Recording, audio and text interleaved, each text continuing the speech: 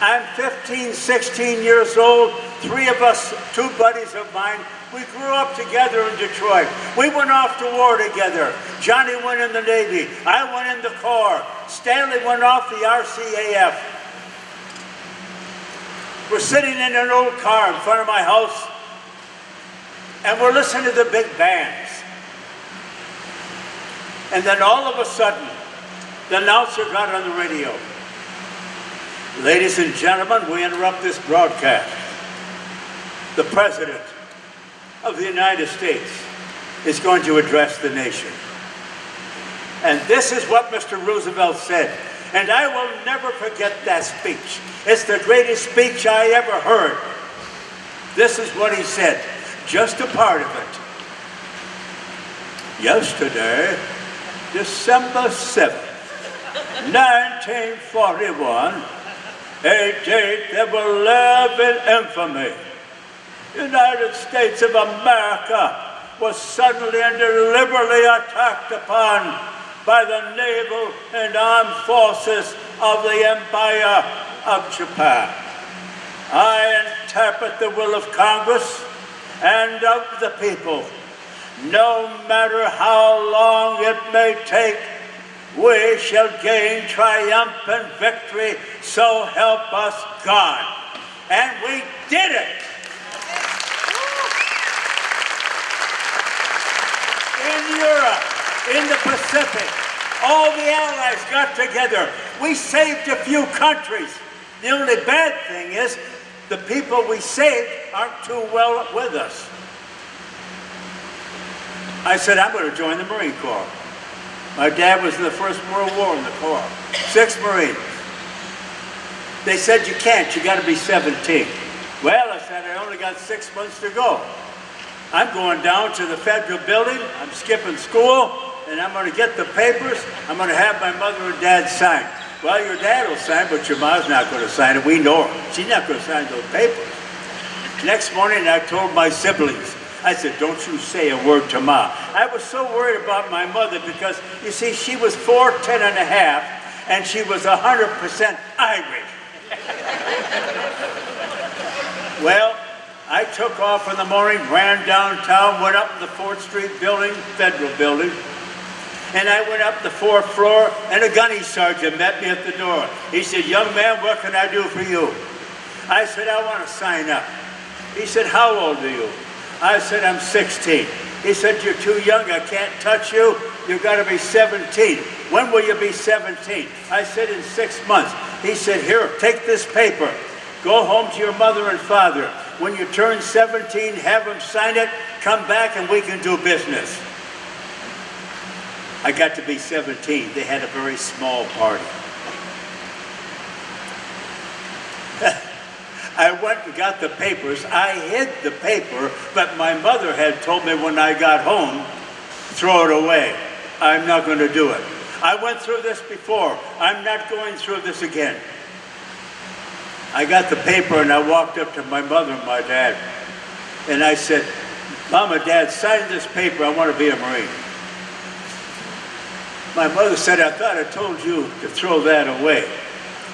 I excused. My dad stood there and looked at me. I said, Mom, you got to sign those papers. Well, I'm going off to war. We got to go to war. And she said, my dad said, Vera, listen to me. The boy quit school. He's doing odd jobs. He'll probably turn out to be a bum. And I looked at my mother like this. She said, give me the paper. She signed the paper, he signed it, ran all the way back down, met the sergeant again. He looked at it, he said, fine, now I'm going to tell you something. See that door over there? I said, yes, sir. He said, you're going in that room and you're going to meet a Navy doctor. And that doctor's going to check you over from the top of your head to the tip of your toe. And you ain't never going to forget it. And folks, I have never forgot it. And you Marines and Navy boys know what I'm talking about. Well, he said, go home. In 2 weeks, I'll give you a call, your parents, they'll bring you down to the train station. It happened. We went down to the train station, and there were 12 of us kids lined up. And the sergeant came up to us like this. Our families were in the back. And he said, before we do anything serious here, I want you to run back to your parents and your brothers and sisters. And I want you to say goodbye. I want you back here in 3.5 minutes. We said, yes, sir. We ran there, hugged, kissed, boo-hoo, ran back, stood in formation. And then we did the Pledge of Allegiance. We swore an oath. And we all sang the national anthem. And we boarded train. And we went out to San Diego, Marine Corps Base. Hollywood.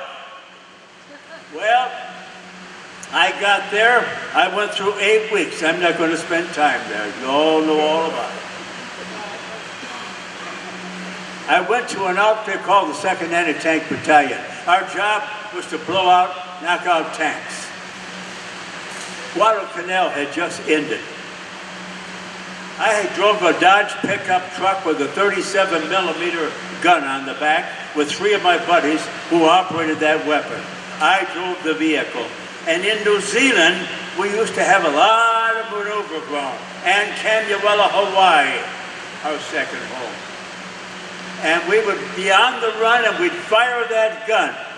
I now wear hearing aids, 80% loss of my hearing. We were ready for combat. We were told we were going to go down to Hilo, Hawaii, load our ship and take off. Then all of a sudden we got the word they couldn't use it. The tanks were bogging down in the mud. They're going to break us up. We're going back to the States after we go to New Caledonia for a while. We went back to the States, formed the 5th Marine Division. Now I want to tell you something. We never knew the name Iwo Jima. Nobody ever used that name until one day out of combat. Officers brought up clay models of the island, 8 square miles. About 30-some thousand Japanese on it. We knew nothing about anything else on it. We boarded ship when we were ready. We took off for Saipan. And on Saipan, all I saw were big tails all over the island of Saipan. That should have told us something. Mr. Roosevelt and our admiral, my boss, Nimitz, got their heads together and wanted to take Iwo Jima out of the way. Some officers told them to bypass it. And Nimitz stood up at a meeting one time, an admiral told me this. He worked at the Pentagon. He said, Nimitz stood up and said, Mr. President, I agree with you 100%. By taking Iwo Jima out of the way, we'll save many Air Corps personnel lives. We will shorten the war. We need to get that thing out of the way. It's wrecking our equipment, killing our boys. And Roosevelt said, you're right. That settles it. We're taking Iwo Jima. It was kept secret. I'm going to hurry along a little bit. We got aboard ship from Saipan on LSTs, accompanying Marines top side all the time. Top side, steel deck. Down below were 5 or 6 amphibious tractors. One day out of Iwo Jima, we had orientation. One of the things we were told, we don't know really what's going on in that island. If you can take a prisoner, take him. Call the MPs, they'll be there to get him. The next morning, we woke up in the middle of a battle. We got up topside, stretched it a while. Everything is going on. Corsairs flying overhead. Everything. The Navy's hammering away on the island. It's about 3.5 miles off. It's a pillar of cloud. And then they served us chow. What do you think we had, folks? Steak and eggs. Now, I never had a steak in the Marine Corps. They never gave me a steak. I had a lot of spam, though. Eggs we had. If you liked 8, 9 months old cold storage eggs. But it was good, and we're eating, and everything's happening around us. I said to a kid next to me, I said, what's with the steak and eggs? He said, Graves, use your head. What do they do with convicts before they execute them? I got it. All hands down below, board your landing craft. We went down below, but my problem, folks, was my skipper came up to me one day in training. He said, Graves, congratulations. You're one of our company flamethrower operators. I'm an inch shorter then, and I'm a few pounds lighter then than I am now. 72 pounds on my back, 5 gallons of fuel. I carried a 45. That was it. Well, it's on my back. I've got a man on my left and right. They're to stay with me at all times. I said, how am I going to get down that gangway? They said, we'll get you down. We sure went down fast. Got to the vehicle, and over the side we went. They picked me up, shoved me over in. I got settled down aboard the deck, and we loaded up and took off one by one, rallied around until the Commodore dropped the flag. Our wave went in, the third wave. We went in Green Beach, one right next to Suribachi. My regiment, the 28th Marines, were to take Suribachi, come down, join the rest of our outfit, and head towards the north. We're heading now for the beach. We're about 10, 15 feet off the beach. The kid says, everybody overboard. My buddies picked me up and pushed me overside. I went down in the water. They leaped over, grabbed me, picked me up out of the water. I'm spitting and sputtering, and we hit the sandbar, and I went face down on the first sandbar. The beach was jammed and loaded. I can't tell you how many of our young boys were shot. John Bass alone, right on my right on Red Beach 1, got shot by a sniper. He never got up. Hollywood has him blowing up pillboxes and everything. Never happened. John Bass alone died on Red Beach 1. We moved from one tier to the second. When I got to the second, I could see we're in real serious trouble. I put my face in the sand, folks. I never prayed in my life. I prayed to God Almighty. I said, Lord, I don't know you, but if you can do for me what people say you can do, and you get me off this island, I will serve you the rest of my life. Folks, he got me off 6 weeks later, and I'm going to close at that time. We moved up to the top crest. When I got to the top crest, I don't have my 2 boys. They're gone. I make a left turn and hit a shell hole. I'll tell you something.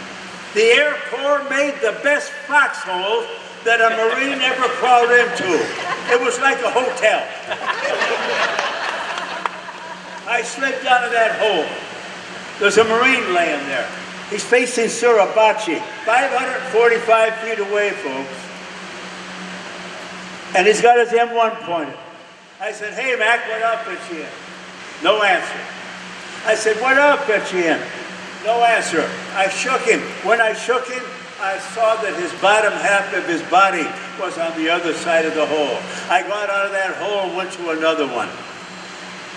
545 feet from the top tier of the sand beach to the base of Suribachi. There's a picture of it. It took us 3 days to get there. They hammered us every night, any time after midnight, sometimes 4 in the morning, sometimes 2, any time to keep us awake. We got hit pretty bad. I lost my skipper, I lost my battalion commander. We finally made it to the base, and as I hit the base and hit the deck, some kid yells out, Graves, And I turned around, it was a buddy of mine. We did Liberty together. He was in another company. He came over to me. He said, I'll be with you. So he stayed with me. Well, we're at the base, and all of a sudden they're throwing grenades down at us. So we're throwing them back, but they don't go far enough. So we just have to work our way up. Well, we eventually secured the site of Suribachi. My battalion commander, Chandler Johnson, he gave Lieutenant Schreier a picture of the three of them, became my company commander, and Lieutenant Harold Schreier, he said, take this flag up. He had a flag in his shirt. He took it off of one of the ships. And he said, put this flag up, get some boys together, put it up if you can. Well, now, they never had a flag. We never had a mast to put a flag on. So as we're getting towards the crest, the top, we see that flag go up. We were amazed. They found drain pipe up there. And they put that drain pipe together and rigged that flag on that pipe. That pipe is in the picture that you know and you see, the second one. The flag was never in the program. We knew nothing about a flag. This was my battalion commander's idea. But the problem was, Rene Gagnon, one of the three in the movie, Rene, a buddy of mine, Rene was the runner for our regimental commander, Harry the Horse Liversedge. And Harry the Horse Liversedge gave him a big flag. He said, Rene, run this up to Colonel Johnson, tell him to take his down, put mine up. And that's what he did. He got up to the top, and they put that second flag up. I said, Rene, wait a minute. Now, this all happened sitting around topside on our ship, going back to, after the battle, back to Hawaii. And I said, Rene, how in the world did you get in that picture? You're the regimental commander's runner. He said, I brought that flag up. He told us all about it. And he said, I never let go of that flag. I hung on it. I got in the picture. Well, that all happened. Hurry along. We secured Suribachi. We spent a day there. Then later on, the second day, we went down. We hit Hill 362A. We lost our battalion there. We lost our officers and a lot of our sergeants.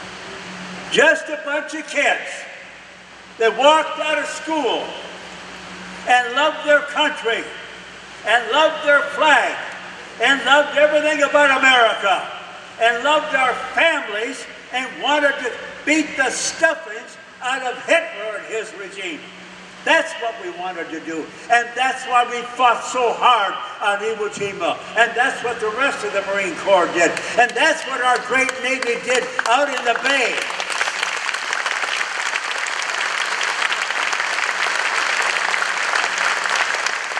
I'm going to tell you two quick stories, and I'm going to end with what happened about my pledge on the beach. We're in a foxhole. About 3 weeks later, it took us 6 weeks to get to the north end. We're pushing them back to the water. We push them back every day. We kill them big every night when they come at us. I'm sitting in a hole, there's three of us. 2 machine gun squad leaders and myself. We have no squad. We're together. We're sitting there and I said, you know what? I'm going to make hot chocolate. Us kids never drank coffee. Married guys drank coffee, the older men. We never drank coffee. They said, we'll make enough for the three of us. So we chipped in our D bars, our ration bars. I made the best helmet liner chocolate you ever seen. It was, I had demolition underneath, lit the fire to it. It's beginning to simmer. And all of a sudden you can smell it. And my buddy said, is it ready? I said, it's ready. Come on, pour it.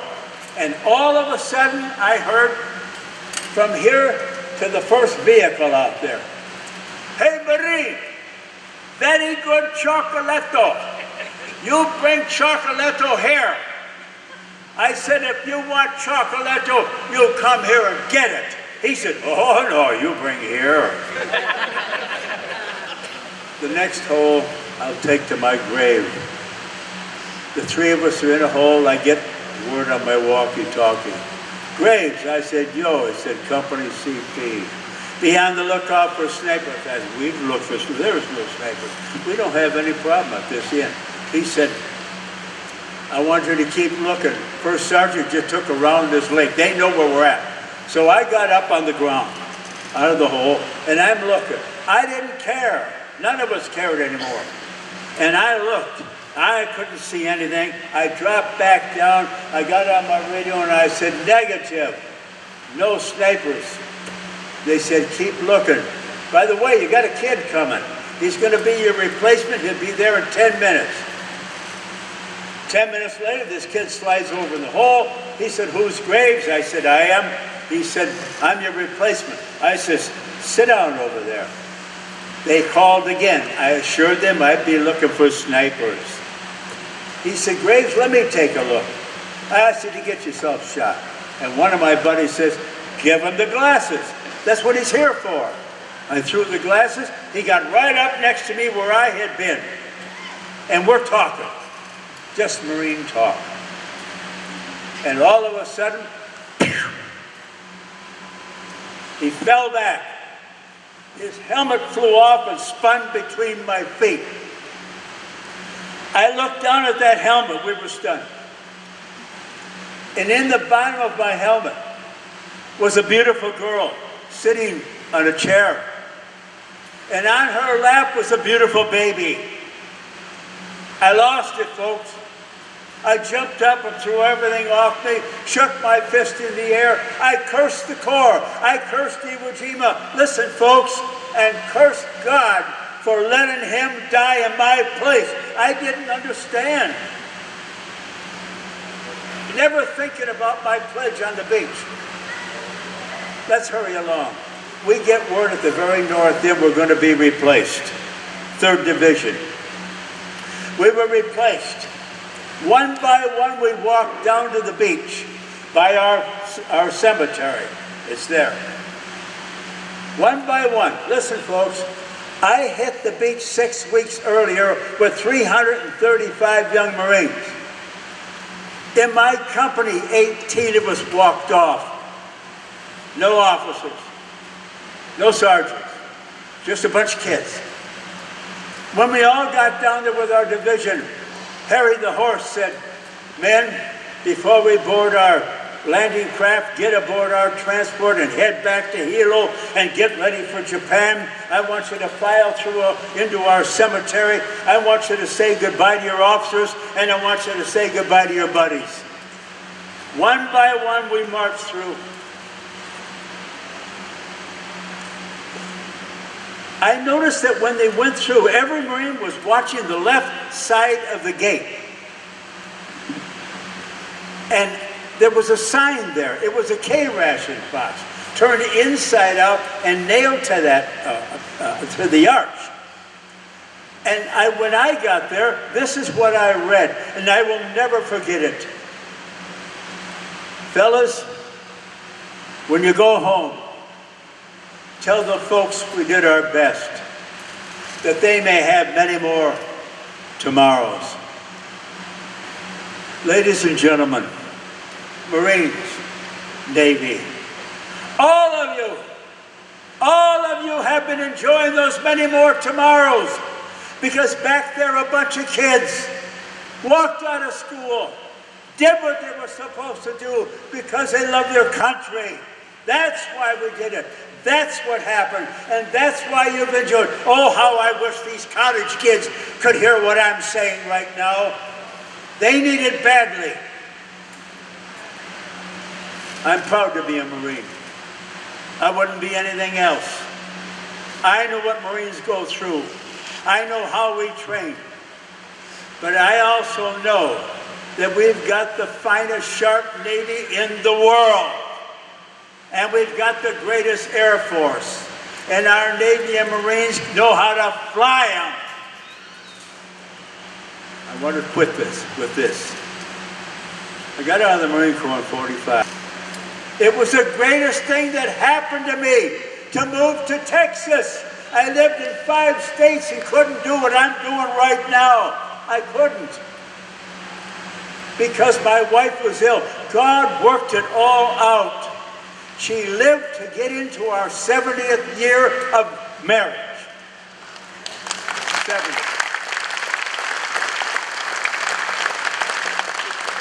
And if there's anybody available out there, girls, I'm ready for another 70.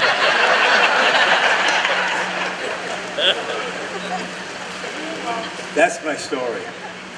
That's my story. But closing, I want to read a poem to you. We had a lieutenant colonel a week and a half ago at the ceremony when he turned his commission over to another commander. This poem was written by a Marine. He died a year or so ago. He gave me this. He said, "Can you use this?" And I looked at it. I said, "Can I have it?" He said, "You can have it. It's yours." I have pictures that come up and people come up and take pictures of this. I'm going to read it to you. It's dedicated to the Marines, but I'll include the Navy. I'll include the Army. Everyone that fought in combat. Our heroes up on the stage here. And this is it. Listen. Now in my hand I hold this cheer to toast Marines both far and near. To those on land, on sea and sky, to them my toast is Semper Fi. To those Marines passed through our ranks, I offer all my heartfelt thanks. They led the way, each gallant guy. They shared our life of Semper Fi. To those Marines of yesteryear, whose missions were so very clear, to lift the flag, to do or die, to them my toast is Semper Fi. And those of you who now remain, I charge to keep this sole refrain. Hold fast our core with heads up high and serve with pride. Be Semper Fi. Now toast I you and years gone by. What made us laugh? What made us cry? With fondest memories and a sigh, I bid farewell and Semper Fi. I dedicate this poem to 7,000 of my buddies that died on Iwo Jima and 20,000 shot up and taken off to the hospital ships. I dedicate it to them. Thank you so much. God bless you. Will you all stand? We love y'all. Everyone stand, please. God bless America, land that I love. Stand beside her and guide her through the night with the light from above, from the mountains to the prairie, to the ocean. Why, my boy, God bless America, my home, sweet home. God bless America, my home, sweet home. Thank you. God bless you.